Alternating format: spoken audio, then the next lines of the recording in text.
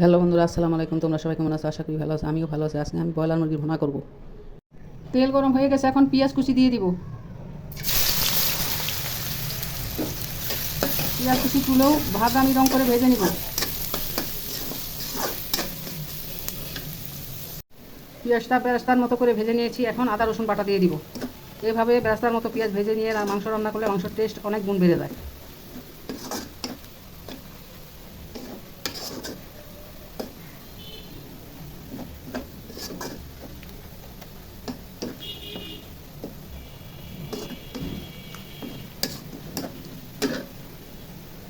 এখন আদা রসুন বাটা দিয়ে দিব।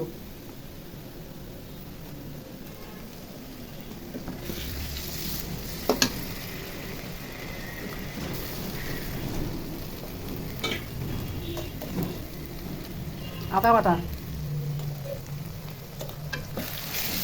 দিয়ে ভেজে নিব।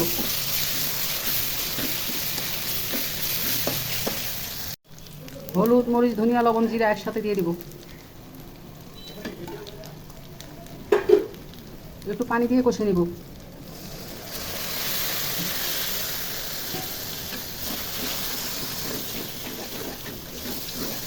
মশলাটা ভাজা ভাজা হয়ে গেছে। এখন মুরগির মাংস দিয়ে দিব মশলার মধ্যে।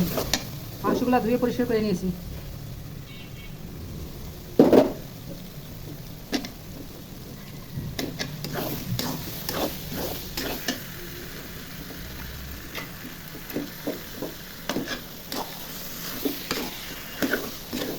এখন নেড়ে চেড়ে ঢেকে কষিয়ে নিব।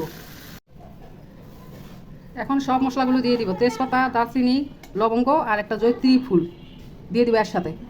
জয়িত্রী ফুল একসাথে দিয়ে নেড়ে চেড়ে ঢেকে রাখবো।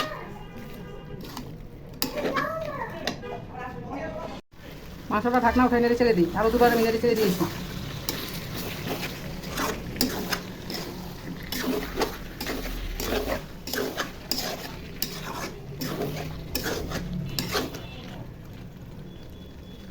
এখন ছোটো এলাচের গুঁড়ি দিয়ে দিব।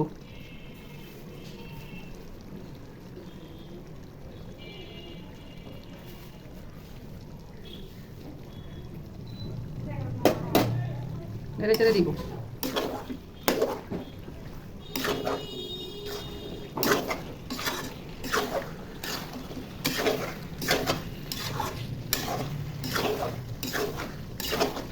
এখন ঢেকে রেখে দিব। মাংস ভাজা ভাজা হয়ে গেছে। এখন পরিমাণ মতো পানি দিয়ে দিব। গরম পানি দিব এখন এই অবস্থাতে।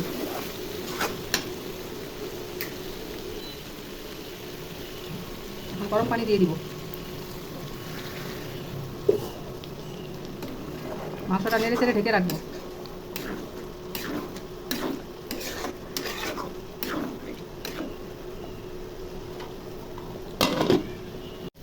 মাংসটা রান্না হয়ে আসছে। আর 5 মিনিটের মতো ভাজা ভাজা করে তরকারিটা নামাই নিব চুলা থেকে। মুরগির মাংস ভোনা ভোনা হয়ে গেছে। রান্নাটা ভালো লাগলে ইউটিউব চ্যানেলটা সাবস্ক্রাইব করো আর ফেসবুক পেজটা ফলো করো। খোদা হাফেজ, বাই বাই। নতুন কোনো রান্নার রেসিপি নিয়ে আবার আসবো।